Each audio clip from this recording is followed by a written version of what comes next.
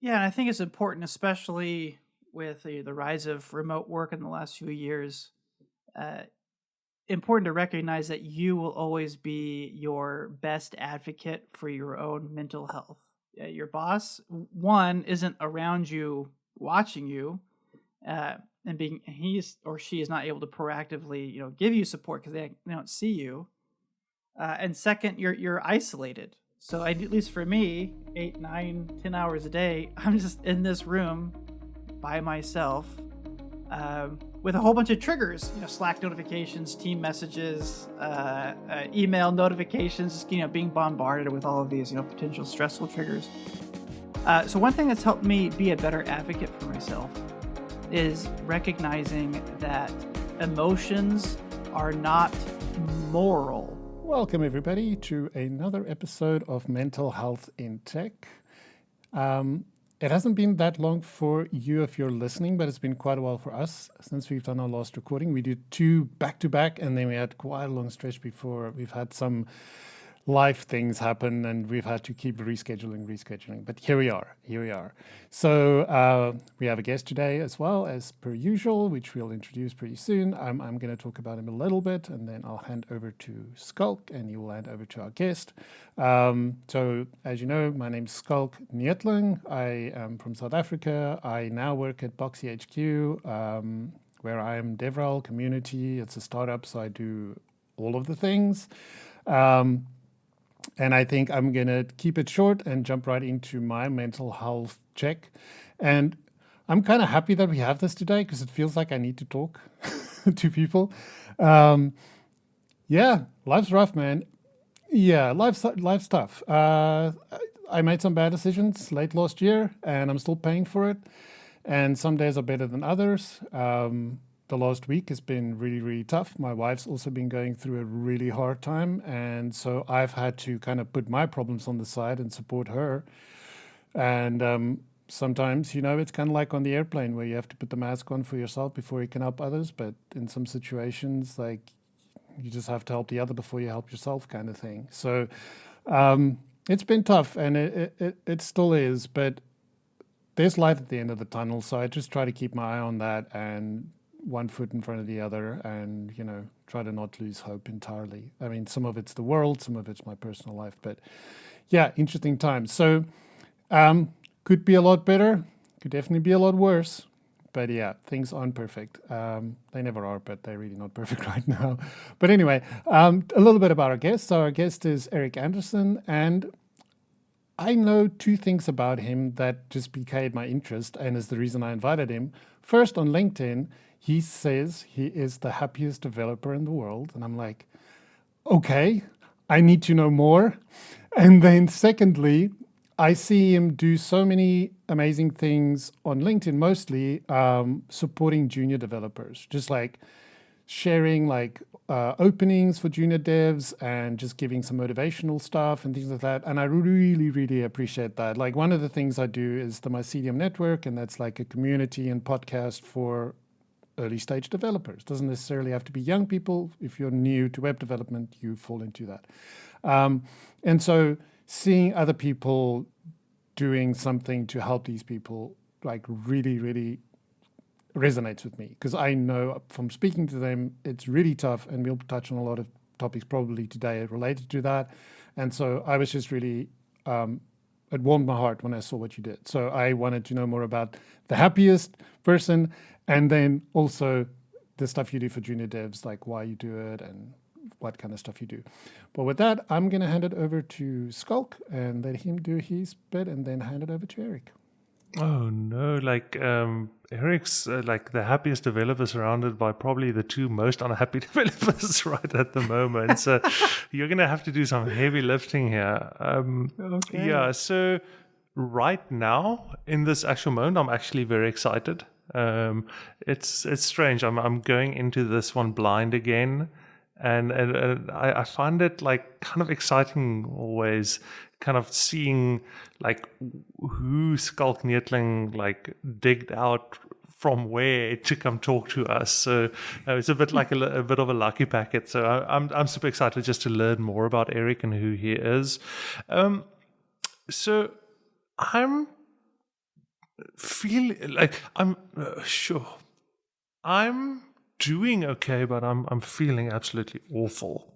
Just in the broader scope of things. So I'm doing okay. I'm doing what I have to do. I'm surviving, doing nothing major in terms of functionally. But yeah, not in a great space, and I actually don't know what it is. But I'm in a yeah, like it's just I I've been thinking about it a bit, like kind of what's going on here. But so I think I maybe a week ago, 2 weeks ago. So the team I'm on, we are currently looking for a junior, and so I didn't do a formal job posting or anything, and I just mentioned as an aside on LinkedIn, said, listen, like I have a contracting client, they're looking for someone, just basically needs to be good with HTML, CSS, JavaScript, everything else is nice to have, and you're just the responses and the I don't want to say desperation, but just sure, I knew things were tough at the moment in the tech industry. According to, I think, the recent OfferZen survey,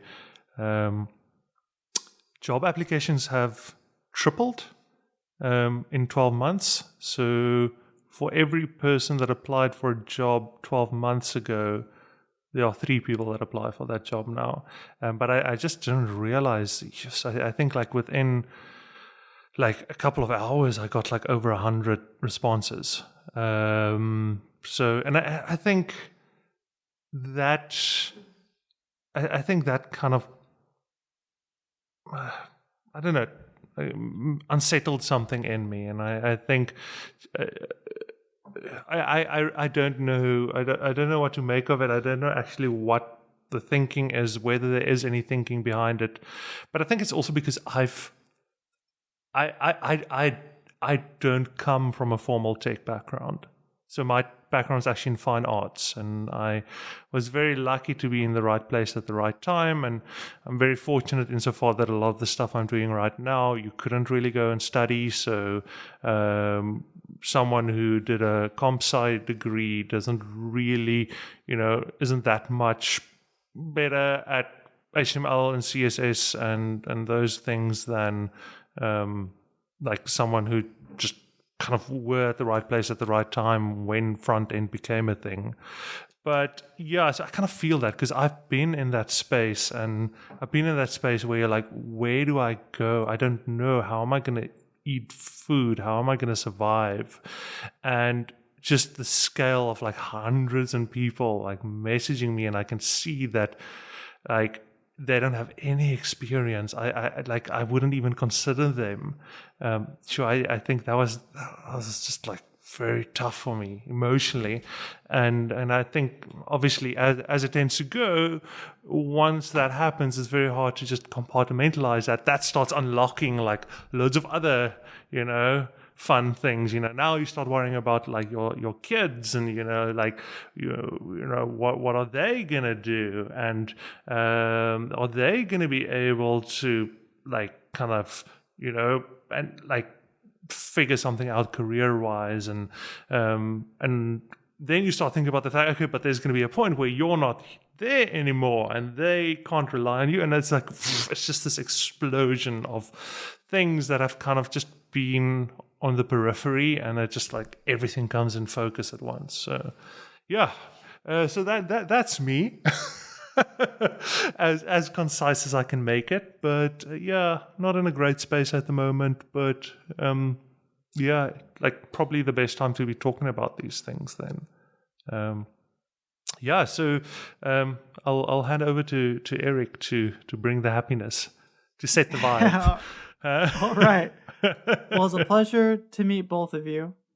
I just want to start off by saying, while I do say I am the world's happiest software engineer, it's more of a goal, more of a destination than it is, a reality. It's more about the journey, and I set that as the public accountability for me to stay true to the deliberate practices I've been practicing about how to be more positive in my work, my professional environment. So that being said, yes, Erik Andersen, senior software engineer and developer advocate myself at Yum Brands.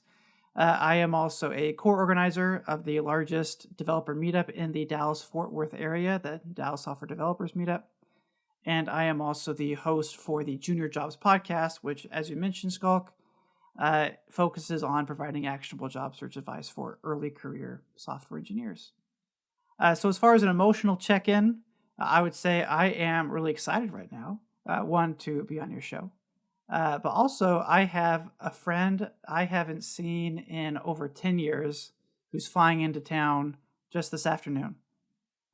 So really excited to be able to connect with him again. And at the same time, a little anxious.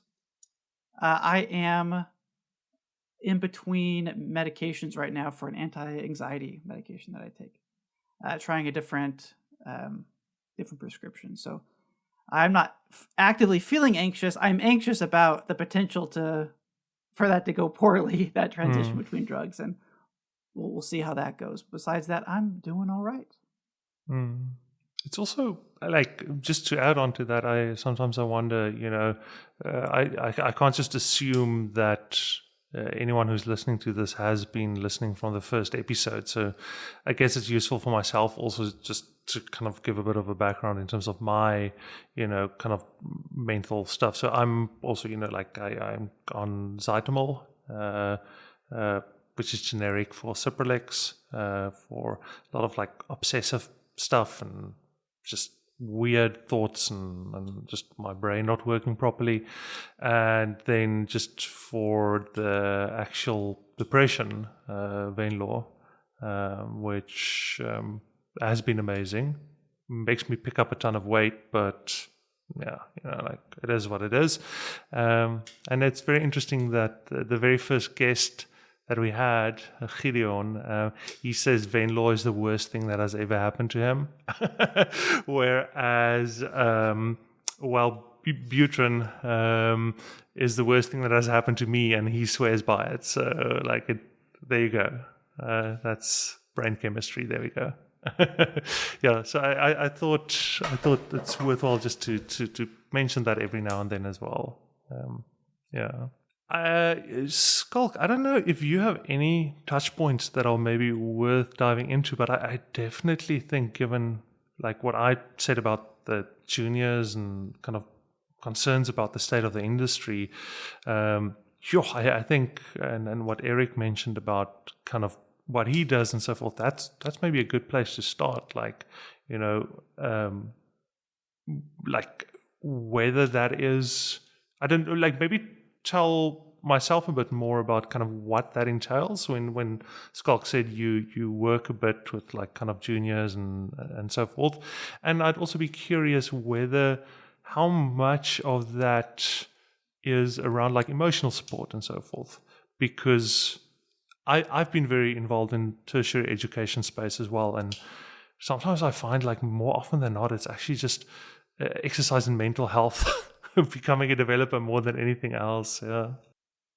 Sure. Well, if I can answer that question in a roundabout way to kind of talk about the story leading up to the world's happiest software engineer, I think go for it. That I'll touch a bit on the question that you're asking, and that is, I mentioned earlier that was a goal that I set for myself, and I set that goal when I was probably the world's unhappiest developer. And maybe I can compete with the both of you for the level of anxiety and depression that I was experiencing at the time. Yeah. To paint the picture a little bit, I was anxious all the time. I had a few panic attacks where I couldn't breathe, where I went to the urgent care here. I went to the ER once because I had some internal bleeding, and the diagnosis was stress, anxiety. That got me on medication and stuff, but really made me realize that something had to change. At that point, the tools that had helped me be successful in my life were actively working against me and were just like literally killing me.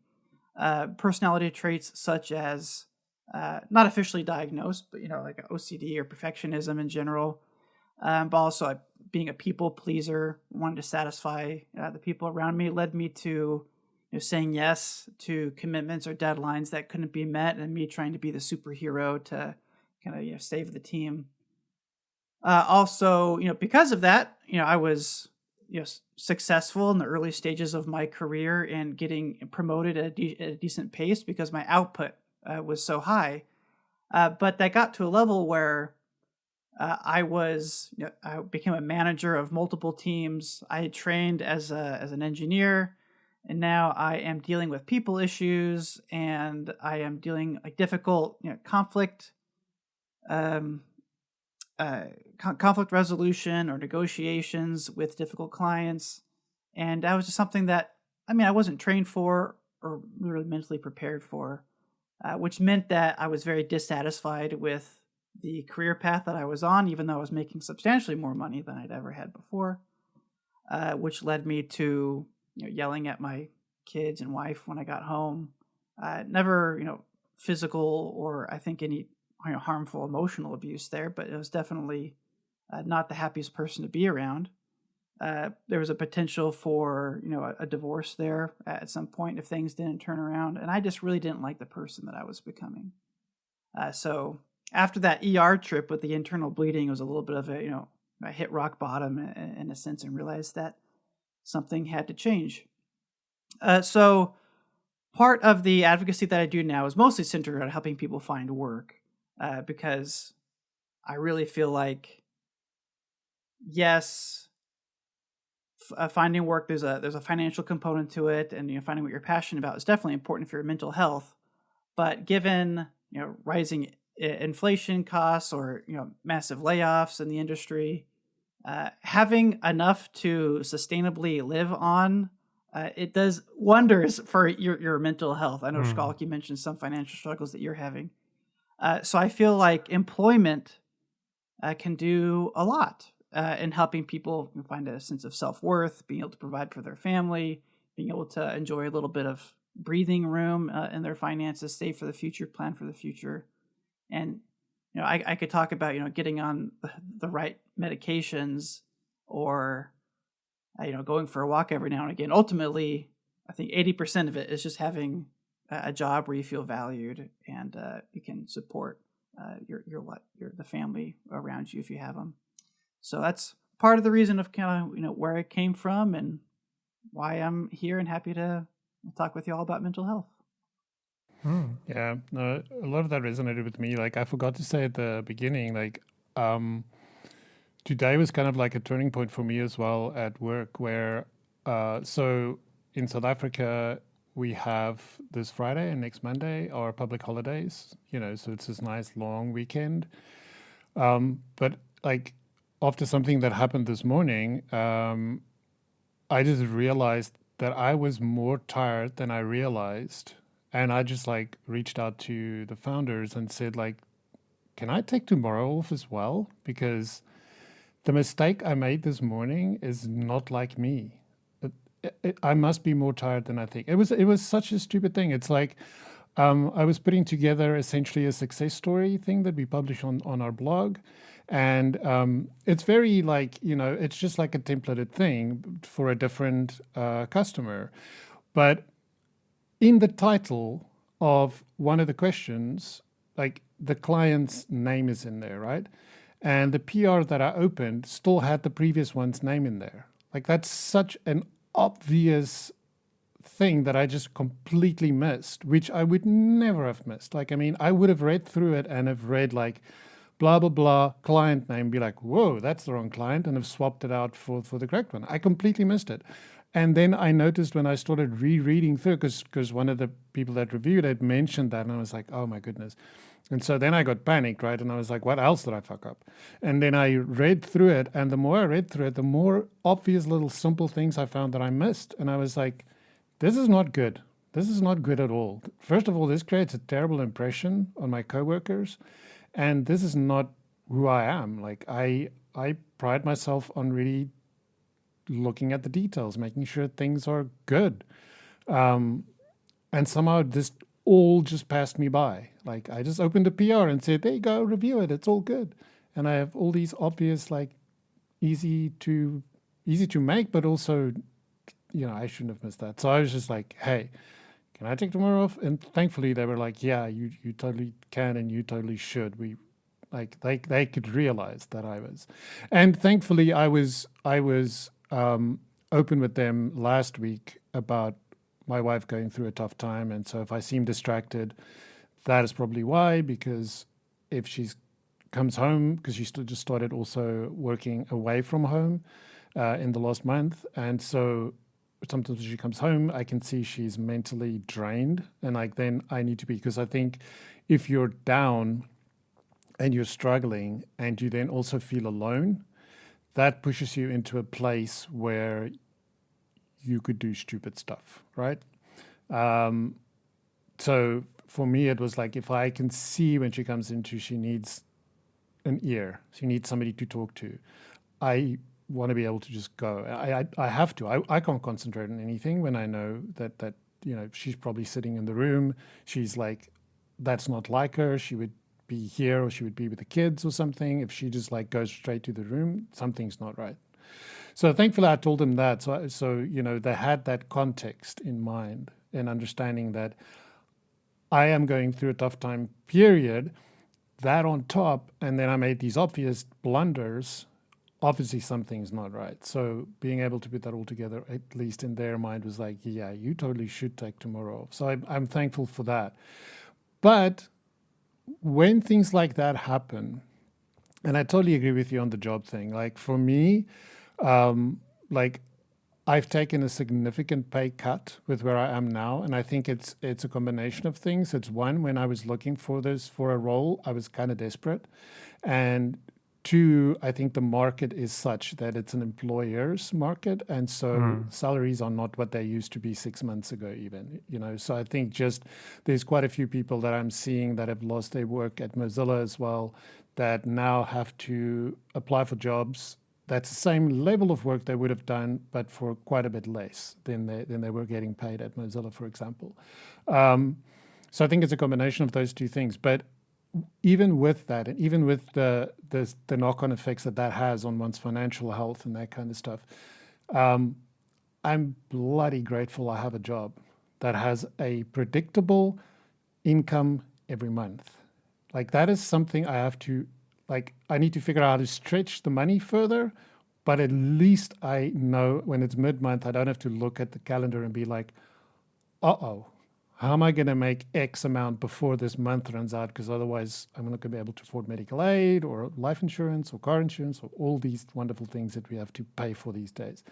So that is something that makes me like, whew. But at the same time, I know for a lot of people that's not the case, right? You feel like absolute horseshit, but you have to go to work tomorrow because there's no tomorrow off kind of thing. And so I just wanted to put all of that out of there to just like, I don't have a specific question. It's just like a bunch of stuff and you all can tee off that. I invoice per hour, so I'm that guy. You don't want Friday and Monday off. That's less income for you. I am actually, but obviously because I invoice per hour now, which is why South Africa now it's like kind of half past 9 in the evening. So I was working up until now, and I'm probably going to work some more afterwards. So I have to work all those hours ahead of time. But once again, like that also comes with benefits. Like it means I have more flexibility in terms of spending time with my kids when I want and so forth. But and it's also, there is enough work. I think what Schalk Neetling was maybe specifically referring to is like, if you need to figure out where am I going to get more work to invoice for. In my case, it's literally just like I need to put hours in a seat.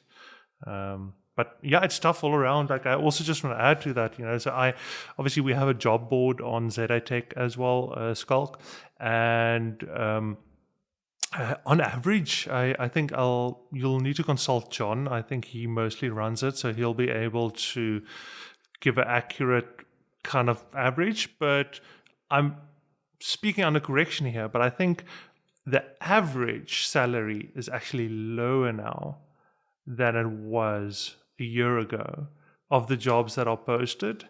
And, that's also just despite the fact that inflation has kind of exploded in the last year as Yeah. well. So, yeah. And I don't have the actual article or reference here, so feel free to take what I'm about to say with a grain of salt. But I heard that the number of layoffs in tech, at least, are close to the .com bubble in the early 2000s. So similar how back then there was a market correction, people lost work, salaries were adjusted. We seem to be experiencing something similar right now. Yeah. And to talk a little bit about more about jobs specifically and mental health, there's really only so much I feel like you can do to address your own mental health. A lot of it is your attitude, prescription, exercise, eating healthy. Like these are things you can do to get better mental health in your current place. But oftentimes, and sometimes it's also about changing your environment. So I'm thinking about like my story, my progression. I was able to go to therapy, and I was able to make a lot of improvements that helped me get in a better place, so that I was safe. But ultimately, I did have to leave that job, and that was in the middle of 2020, in the middle of the pandemic, and I was anxious about that too, about if I would be able to find follow up work. Luckily, I was able to, and now I think a lot of reasons why, at least now that I find a lot of fulfillment in my life, is because I've found an employer that also supports me and my values. And Skulk, well, you mentioned you work for an employer that's letting you take the next day off, so you can kind of mentally reset. So part of it is working in an environment where you feel supported. So I'm glad to hear that at least you seem to have that going for you. Yeah, and thank goodness for that. And the funny thing is I'm new still, right? I started late November, so, and for me that feels especially new, because if you've been an employer for 12 years and then suddenly you're somewhere for like 3.5 months or something, it feels super new. And so you're always concerned about, wow, if I fall apart now, are they just gonna like give me a nice like surprise when I come back to say, sorry, but you have to kind of like, this is your notice, like things aren't working out kind of deal. But thankfully I don't feel that. I feel like they do realize that possibly I've been burning the candle at both ends for a bit too long, and maybe they're kind of grateful that I am, because I think it's worse if somebody is overworked and their work starting to suffer, because you kind of have to do more now, right? You kind of lose trust in their work, and you feel like you have to triple check everything. It's like, okay, they've opened a PR, but now I'm going to have to really pick this thing apart because the last thing wasn't great, and so now I'm kind of skeptical, right? So I think it might actually, and I think maybe it's a lesson that people can take from this. I think sometimes you need to admit that, first of all, that you messed up and own that. It's okay. We're human, right? AI hasn't taken over quite yet. So there's still a human factor here. And then AIs also mess up all the time. So there goes that. But I think, admitting that and owning it, but then also being honest with yourself, because throughout the day, until I asked them whether I can take the day off, I was in my head going back and forth, like, no, I can do this. I can push through. I can make it. It's just one more day. I can do it. And I was like, you can probably do it, but at what cost? Like, I mean, for you, for example, the cost was internal bleeding, which is like, wow, And I mean, I'm like, who says I'm not on the brink of that if I don't admit that I'm overworked and just plain and simply tired, right?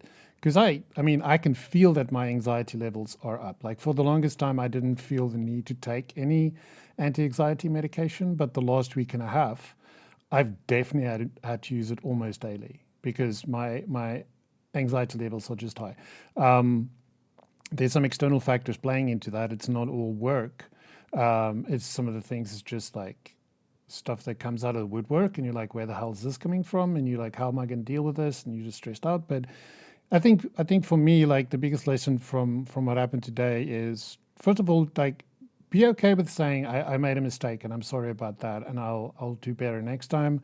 But also saying, you know what, the reason I messed up is because I am just freaking tired, and I need a break. And are you willing to meet me in the middle and and give me this extra day off? I think maybe that's also sometimes a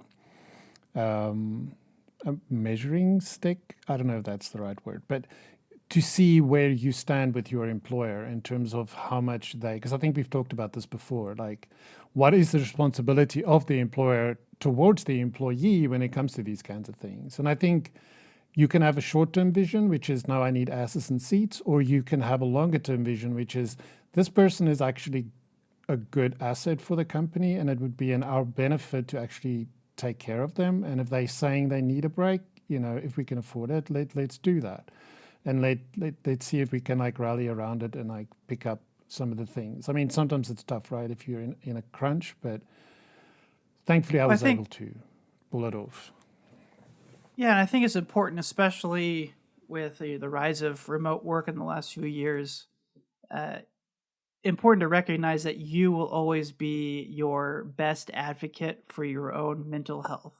Your boss, one, isn't around you watching you, and he or she is not able to proactively, give you support because they don't see you. And second, you're isolated. So at least for me, 8, 9, 10 hours a day, I'm just in this room by myself, with a whole bunch of triggers, Slack notifications, team messages, email notifications, just, being bombarded with all of these, potential stressful triggers. So one thing that's helped me be a better advocate for myself is recognizing that emotions are not moral. What I mean by that is they're not good and bad. They just are. Like, I wouldn't say that it is bad or evil to be hungry. It is not bad or evil to be tired. These are just, that's just your body telling you that you have a need that needs to be met. So for myself, if I am feeling anxious or a little depressed, it's not that, that's a bad emotion that I need to suppress and push through. It's like my body is telling me something, that I need rest, I need validation, I need connection. It's a little more ambiguous than, being hungry or tired. So it's a little bit hard to learn what to do, but just a lot of my journey has been learning how to identify and respond to my emotions, because I feel like so much of my life, as a man in the United States, I'm not sure this is the same in South Africa, but there's very much a, stuff that emotion, be a man, be strong, and nobody cares, right? You need to be the pillar of your family, the pillar in your community. So in many ways, I initially didn't even know how to handle my emotions, besides in unhealthy ways of, drowning it out in, some addiction or what have you, or escaping via an obsessive use, like, video games or TV or what have you. So anyway, if you can just first learn how to be at peace with a quote unquote negative emotion, I think that's the first step. And then, being able to be proactive in getting your needs addressed. Skulk, if you don't mind me asking, how big is the team? Sorry, spacebar wasn't working. I thought you were literally counting now on the screen somewhere, how many people are in Slack or something. No. We're today we're 5. We were 6, but one of the devs. So it is a small team. Super small startup, yeah. Yeah. I so the best experiences I've had, and both the worst experiences I've had have been in very small teams. I found that the culture in a team just gets magnified. And I'm very fortunate insofar that I'm the one team that I'm working in at the moment.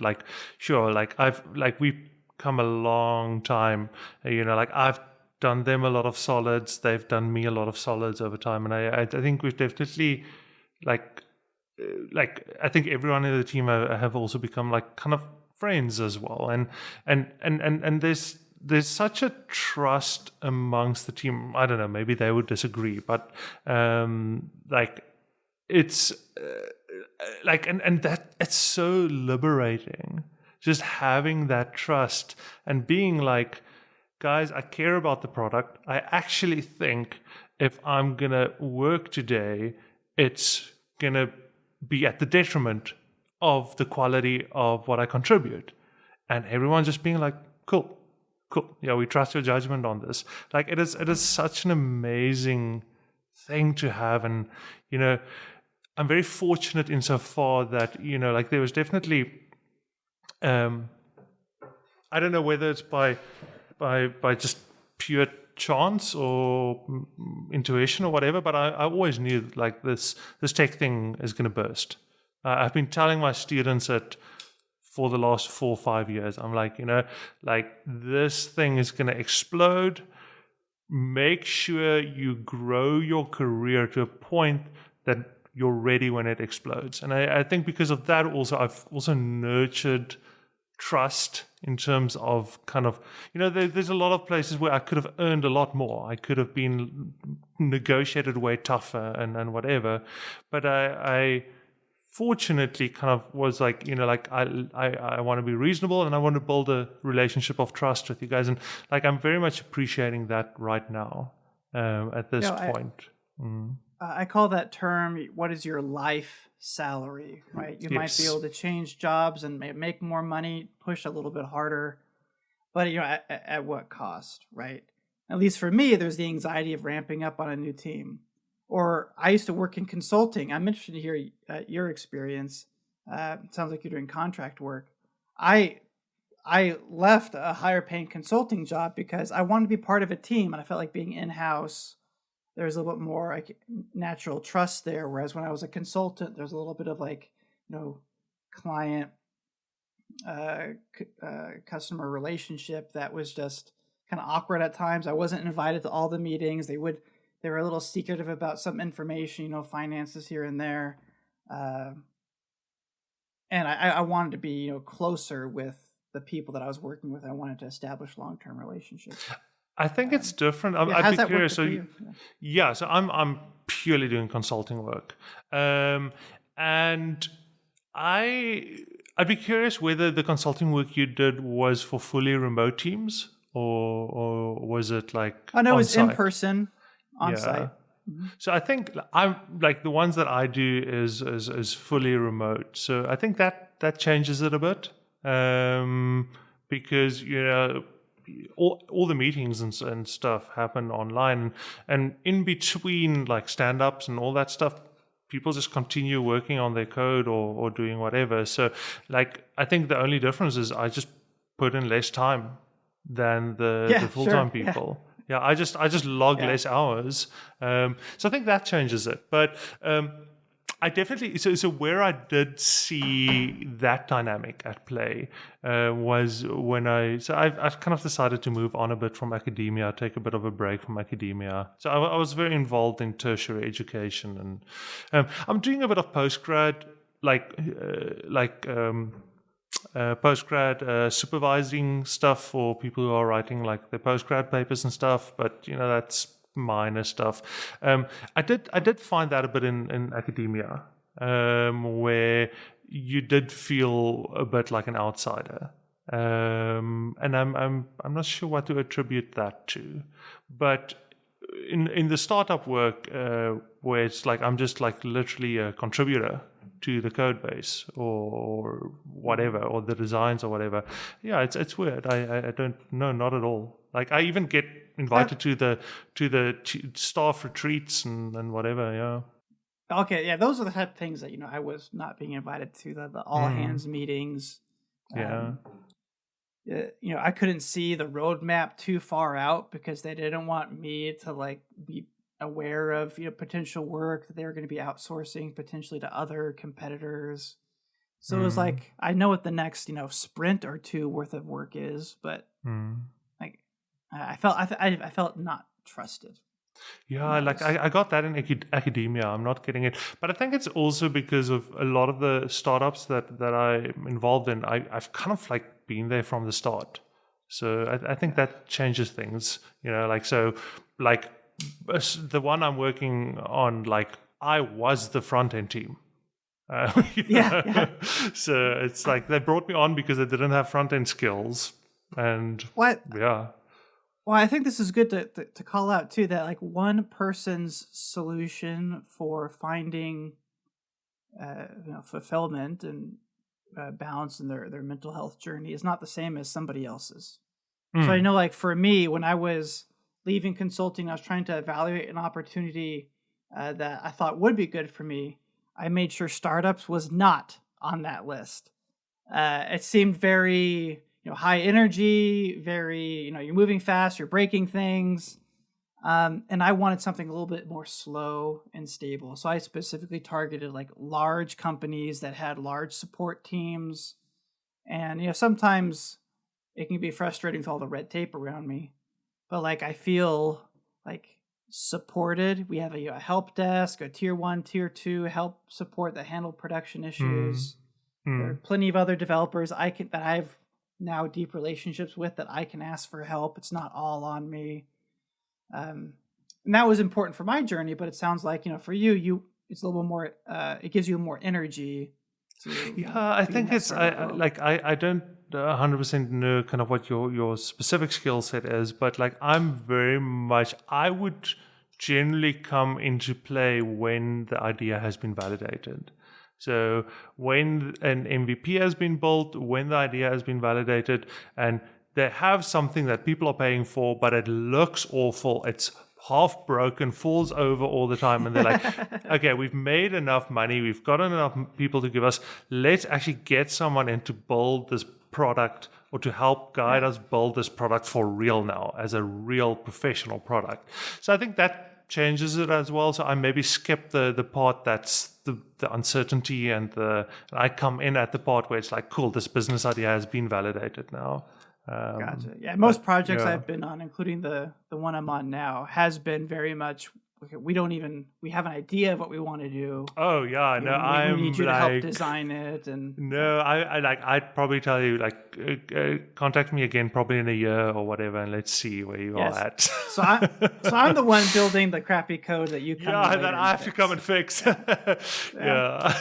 No, my entire career is built on fixing code that people on Upwork wrote, who barely understood the framework, or some random guy like in some Eastern European country or whatever that just disappeared, and they couldn't get in touch with him, and now the thing's broken, and they're like, okay, cool, let's just get someone else. But yeah, I mean, that could be fun. It's like a puzzle to solve. A little murder mystery trivia game. You have to kind of dig deeper to figure out what's really going on. So I'm curious in terms of the junior stuff that Skalk Neetling mentioned. Is that something that you do in a formal capacity? Are you involved in anything, or is it just like an informal thing that you do like on LinkedIn and so forth? Yeah, so when I was identifying what gives me energy and brings me joy, I decided to leave management and go and be an individual contributor again. But there was one aspect that I enjoyed being a manager, and that was supporting new hires, especially those that are interns coming in, and they're just so cute. They don't know anything, and they're so you can mold them in whatever image you want, and that was enjoyable. So I wanted to find a way that I can still kind of lean into that and get that fulfillment. So for a while, it was formal in the sense that I was a paid career coach. I had services and a program that I would walk people through. But eventually got to a point where I've had to move away from the direct involvement with a lot of new career folks, and now most of it's social media. I partner with other coaches to do the actual tactical, hands-on for resume reviews or what have you. But now for my own mental health again, I work full-time as a software engineer, So I can't do, there's a time limit on what I can do in my extra time for this coaching business. So now instead I'm focused on more mass market communications, like YouTube channel, creating developer communities, email newsletters, social media posts, content, silly little reels and YouTube shorts too, just so I can connect with more people and my time is more scalable. That's my focus now. But to speak a little bit about that, so I mentioned, yes, the focus was because I personally wanted to support juniors because of that fulfillment that I got. But it was also a conscious decision as I thought through my different anxieties. So I have the bad habit of being pretty active on social media and reading the news a lot and being aware of the latest, political whatever drama is going on. And there is just so much pain and suffering in the world that it was like disturbing me. And I felt like that no matter what I did, I couldn't do everything. So did my camera just freeze? What is going on? Here we go. So anyway, Yeah, I couldn't do good. everything. Perfect. So instead of, if there were 1,000 different charities, and if I were to give $1 to each charity, how impactful is that really going to be? And probably not. So instead, I would choose one charity and do $1,000 towards it. And that, I imagine, would be a lot more impactful. So instead of worrying about, climate change or income inequality or, wars in other countries, all of these things, if that's important to you, definitely encourage you to go focus on do that. I've focused to instead not care about so many things and just focus on one thing. This is one positive change that I can bring to the world based off of the skill set and passions that I have. And I'm going to make that my personality. So that's why supporting junior developers, especially late stage career transitioners from non-traditional backgrounds, people trying to better themselves, I feel like kind of checks a lot of boxes, as I mentioned earlier. Income inequality, addressing rising inflation, improved mental health. Like, I feel like I can address some of the larger big picture issues that our country has by just hyper focusing on my little niche. Yeah, that makes sense. I do think that if you, I think I have that problem as well, where I care about a lot of things to my own detriment because, I'm going to do the thing that I did in the beginning of when we started this podcast, where I'm going to bring a TV show into this. So there's this episode of My Name is Earl, where they visit this dude that lives on this, I don't know, like a hippie farm, I guess you would call it. And he learns from the dude there about the climate crisis, and he had no idea. And he gets hyper focused on this, and at some point he kind of loses it, and he's just like, it doesn't matter what we do, it's always this, that, and the other thing. It's like pew pew pew pew, and he completely loses it. And I'm like, I get to that point quite a lot, where I'm just thinking about everything that happens, and for example, then it's something that if you look at the larger scape of war and famine and all these things going on, and then I see something, for example, like the boat that drove into the bridge in Baltimore and the whole bridge collapsed, and I was just like, that felt like almost like I was looking at my life visualized, like this boat that's like, why aren't you turning? Why aren't you turning? And then it just hits the bridge and it seems so slow. And how could that not be prevented? And then this thing just collapses. It's I don't know, it was kind of cathartic when I saw that. And I was like, sometimes it's good to kind of distance yourself from things that you have absolutely no control over and kind of refocus on the things that you do have control over and do what you can there. Yeah, I read a book that people, it's a great book if you're in the right mental space, but it's Extreme Ownership, which is all about taking extreme ownership of everything in your domain. And reading through some of the examples in the book, I can definitely see why in certain situations that's an incredibly important to have a person or to have that personality, on your team, making sure things get done and nothing gets dropped. That being said, I also hate the concept of extreme ownership.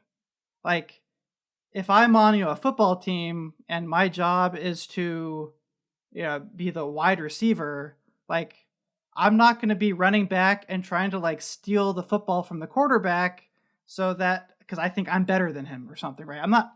At a certain point, I have to acknowledge that somebody else has a responsibility and an accountability. I have a responsibility and accountability. I respect their boundaries. I set my own, and we operate well together through across those boundaries.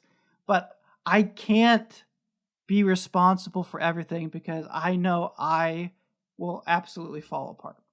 That I have to also say that football analogy is so lost on like probably. Oh, sorry, American football. Okay, so I don't know what the positions would be in rugby or. I was or just like, yeah. Soccer. Okay, sorry. Soccer or English football. Yes, we can think of another one. Sports. So it's like sports are hard. Okay. Sports. But no, I get that. For me personally, it's always like there's always that danger of I think at what point does kind of like that compartmentalization become part of the not being willing to sit with uncomfortable emotions and thoughts and I think like so for myself, like so the I'm very fortunate in so far that kind of the spiritual tradition that I came from and grew up with kind of gives language to that and kind of gives frameworks to think about the fact that your own brokenness and your own complicitness in things and not to go too like philosophical, but like Sartre, so he would say that like no one is ever forcing you to. So Sartre, the existentialist, French existentialist, said like no one's ever forcing you to do anything. Everything you're doing is by your own volition. Even if someone held a gun to your head, like you still have the choice to let them shoot you. And so like I wouldn't recommend reading Sartre if you're in a bad place in your life because it's kind of like rocket fuel for guilt. But so he would essentially say like, I literally have the power right now to put down this mic, get in my car, and go and do something about the homeless people out there in the street. And the fact that I'm not doing that right now means that there's a part of me that don't care. And I need to find a way to reconcile that. So it's always tricky for me because at what point does saying like, yeah, but I can't also do that. I'm doing so much already. I can't care about someone that's starving. Sure, Like at what point is that kind of emotionally unhealthy and avoidance? It's a balance for sure. But there's also this idea of something that I've had to deal with is toxic empathy, and which is very interesting because so my wife is kind of has a pharmacology background, and so like one of the things is like the way the common person talks about toxicity is kind of incorrect. We talk about toxicity as if it's something like a pollutant or whatever, like it's something that's inherently bad. But in a pharmacological sense, toxicity means that too much of something, like you can have vitamin toxicity, and so so you can also have toxicity in terms of useful and helpful emotions. So empathy can get toxic in the same way that things like emotional attachment or kind of caring about your kids or whatever, like if you push that dial up to 12, you're getting into the realm where something like like vitamin A, or I think vitamin A is a bad example, but where if you just consume too much of it, like it becomes toxic. Let me give you an example to see if I'm hearing you correctly. Yes. Because this is a situation that I've seen at work that might fall in that category. But my desire so much of my career was to be the superhero and to be the first one on the production outage, trying to fix everything. But what that meant was that a lot of the underlying problems were never solved. Erik's going to come in, he'll work the weekend, he'll fix it, right? But the real issue is like our deployment process or our integration tests. We need to have integration testing, right? So my desire to do a good thing is masking the real problem that needs to be addressed. Am I understanding you correctly? Yes, that's an element of it. But also, there's also the element of it becomes so paralyzing that, you even, you can't. So at some point, you have to do a bit of emotional gymnastics and compartmentalize things purely just to be able to take action and do something. But that's also an element. I often used to tell the juniors under me, don't be scared of retro. Let things play out and let things be a disaster, and we'll deal with it in the retro. Let that happen. Don't be it's going to be the end of the week and it's going to be disaster. It's let it play out and let's figure it out then, because we can't figure it out if you don't let it play out. And it's interesting. I see that dynamic a lot of times. So when I think about extreme ownership, the example that came back is is that not, if me trying to jump in there and take ownership of everything in my domain, is that not toxic empathy? And I am preventing the real core problem from being addressed, right? So I get that it's a helpful mental model for some people in some ways, but be careful. I mean, really in general, avoid extremes in any mindset, and you're probably going to be safe. That the answer is always somewhere in the middle. I'd be curious in terms of the stuff you're currently doing with juniors, whether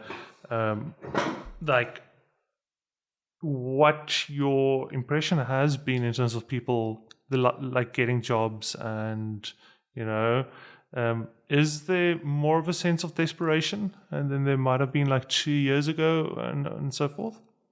Absolutely. From the people that I work with, one, they're competing against multiple different factors. So one of those is because of the pandemic in the United States, at least, a lot of jobs were either they were let go or they were, moved to being remote or digital. And so there was an influx of people trying to transition careers or change careers because, their former role was let go. So there's an increase of people applying for opportunities. And then now, most recently, you have the advent of AI and dev and AI and the fear of that undercutting a lot of entry-level roles. And then, so you take those two, and then you take the third element of boot camps. Coding boot camps are kind of on the rise here in the United States for the last few years. So now there's they are also just pumping out certified developers at a rate that the market is just not ready to absorb.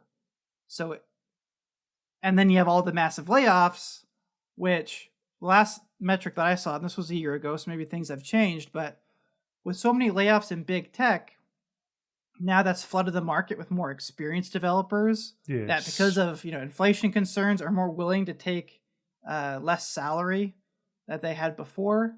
So now companies are able to hire more experienced developers for less, has really undercut a lot of the entry-level developer market. So there absolutely is a sense of desperation from those that I've worked with. You said the magic skalkneerling word, AI. Oh yeah. I mean, good thing. I'm excited for the opportunities it brings us, but there are some concerns there too. It's a balance. Yeah, no, for sure. No, I mean, I continuously go back and forth on that, but I mean, right now I'm in a place where it's It's one of those things where it's a tool that we need to learn how to use to our own benefit. My biggest concern was that there's going to be a bunch of exclusion that's going to happen because of the cost of access, right? If you do not have a big ass computer, you can't run them locally, and being able to afford stuff like ChatGPT Plus and Jasper and all these things it's prohibitively expensive for anybody in a developing country. It's extremely expensive. Thankfully, open source has kind of leveled that playing field, with things like Hugging Face, having all those spaces where things are deployed and you can use it. It doesn't cost you anything. Even if you wanted to do a fork and run it as you need it, like they charge like cents per minute, and you just put it to sleep when you don't need it. But for the most part, you don't even need to do that, right? So, of course, with that said, there's a lot more onus on you when you're using the open source stuff to be inventive and be extra creative, where a lot of the proprietary paid for tools have kind of worked on the user experience aspect of it. That these other ones are kind of giving you the raw thing, and you kind of have to mold it yourself. And depending on your access, you can only mold it so much. But it does help. I mean, I spoke to somebody, I don't know, it was 3 weeks ago or so on the Mycelium Network podcast, and like she kind of relies on a lot of these tools. And what people end up doing is they're creating fake Gmail accounts, right, to keep getting free trials of these products because they can't afford it. So they would just like use it for 2 weeks, then create a new Gmail account, sign up for a free trial. The thing is, at some point, maybe your IP is going to be picked up, that kind of thing, and then you're going to be blocked from these things. So when I told her about the open source options, she was like super surprised. And she's like, oh my goodness, wow, I'm going to try this out. And so far, she's been having a really good success with it. But so there's also the aspect that people just don't know that these things are available. So I think for me, like AI has the potential to do good things, but we have to be careful how we talk about it because that can destroy people's faith and hope for the future. Because that's one of the things early on that I saw from a lot of junior folks who were like, "Oh hell, I'm screwed, right? Please tell me I'm not," because what I'm hearing on social media, especially, is that not only will I not have a job, like programming won't be a thing in 5 years from now.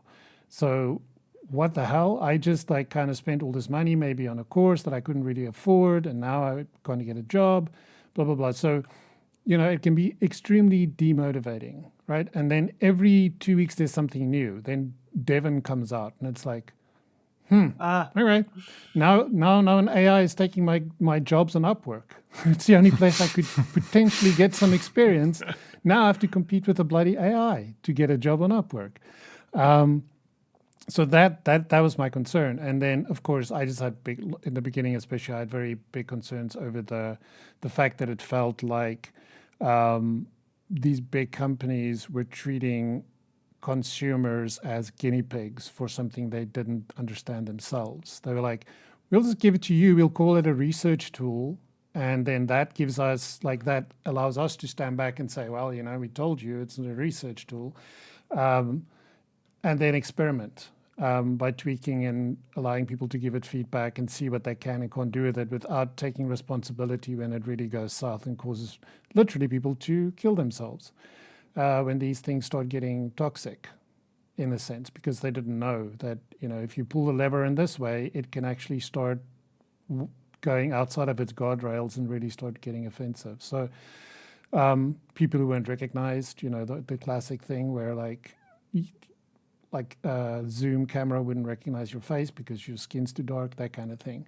So, those are my big concerns. And then the impact on people's mental health and their hope for a better future, right? Because a lot of people look to software, whether that's true or not.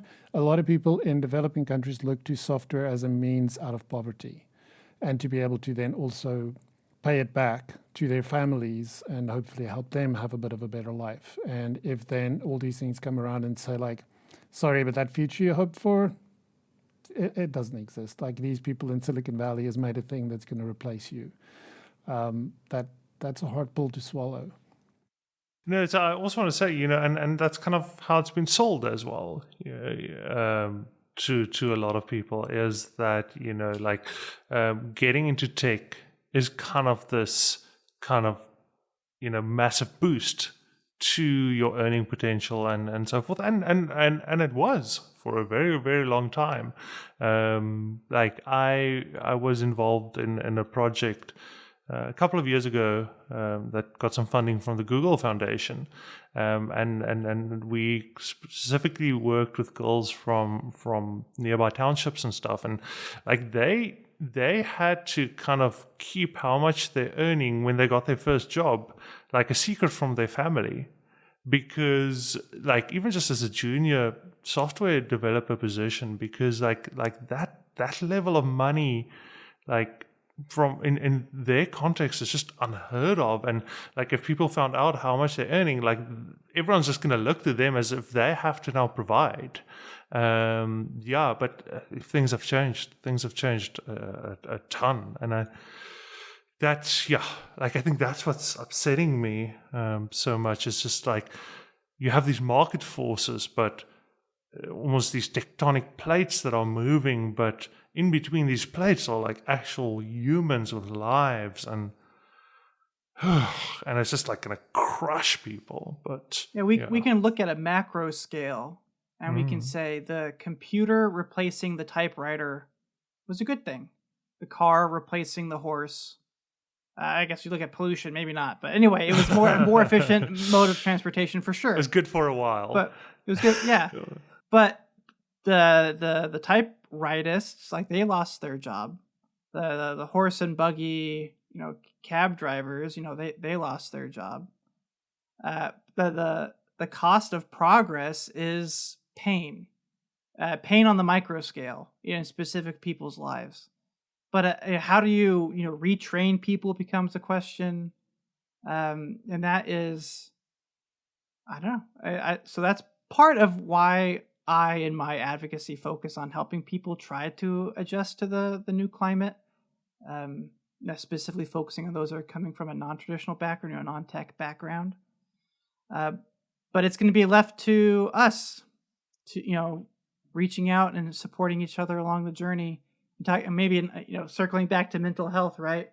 Ultimately, we have to be available and ready to support each other because the future's going to be volatile and we don't know what's coming. Yeah. And that might be a good place to tie the bow. Never easy, but probably as good as it's going to get. Exactly. Yeah. Exactly, because that's the constant struggle.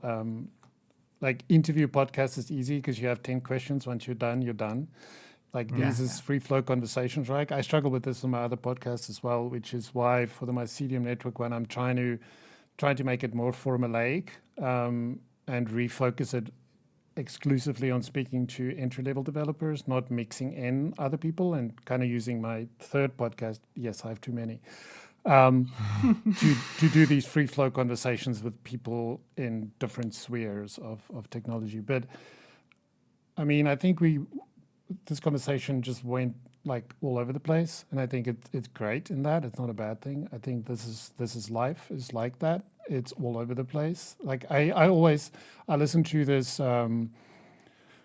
Rich Roll had an interview with the woman who wrote Everything Everywhere All at Once. And like a lot of the stuff that she said and that resonated with me so much because life is like that oftentimes. It's like in the last 3-4 months where it's still an issue, but it was a much bigger issue 2 and 3 months ago, where finances is really tight and you just don't have enough. You literally, it's like, that's going to have to bounce this month because I literally don't have the money for that.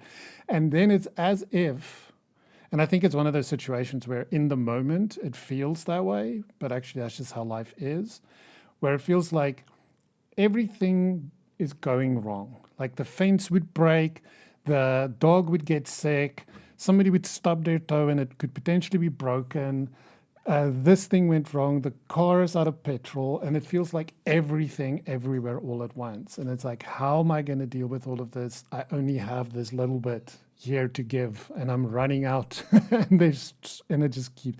So I think like that, this conversation went to many places, but I feel like, again, it's one of those situations where it's good because people are going to resonate with different aspects of what we've talked about and be like, yeah, exactly. That's what I feel like too. And I think those moments are what makes these podcasts so important, is those moments where something resonates. You're like, yes, exactly. I feel that way too.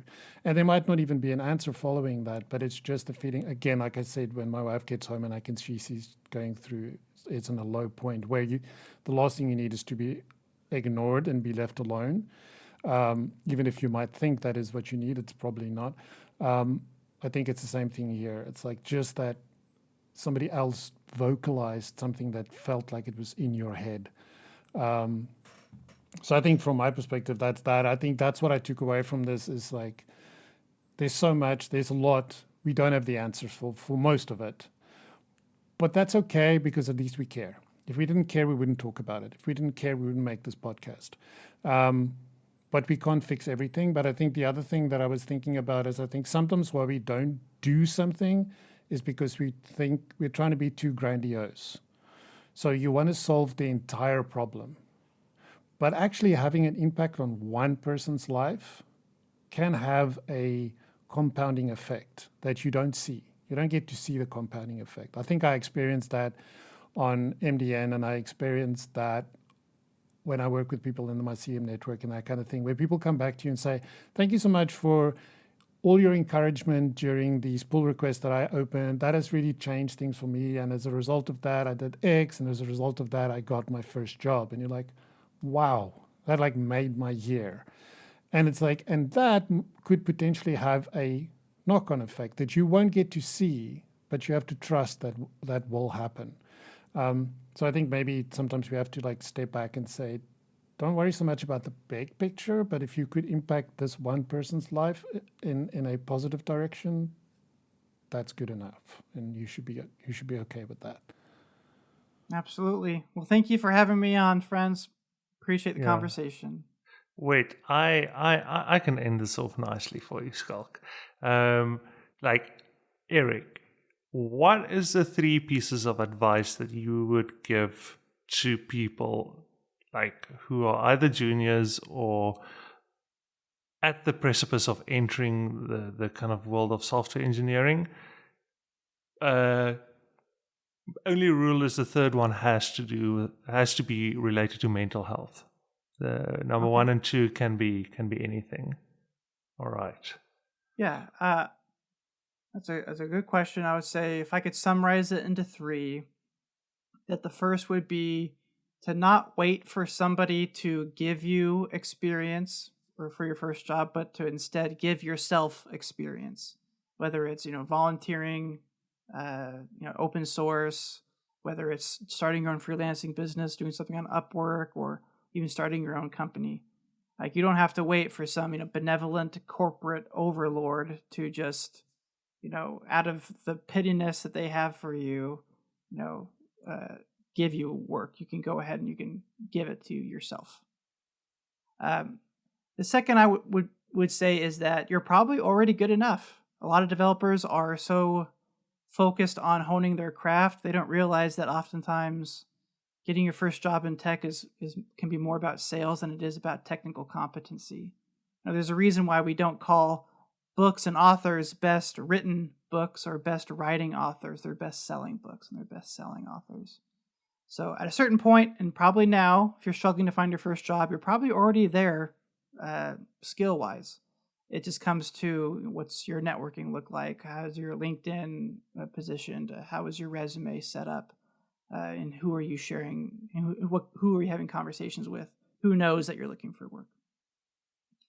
And then lastly, for mental health, I would say what we talked about today stands out to me now, and that is just to recognize that feelings are not moral. It's not bad to feel sad. It's not bad to be stressed. It's not bad to be depressed. Your body's just telling you something. You need to learn how to be comfortable with that learn how to be comfortable with that uncomfortable emotion, and learn how to respond and give your body what it needs. Cool. There you have it. And the only thing I'd say to that is the emotions bit is search for doing laundry when you're depressed and watch it. Will do. It'll make sense when you watch it. Thanks everybody. This was awesome. Thanks, Great, guys. thank you.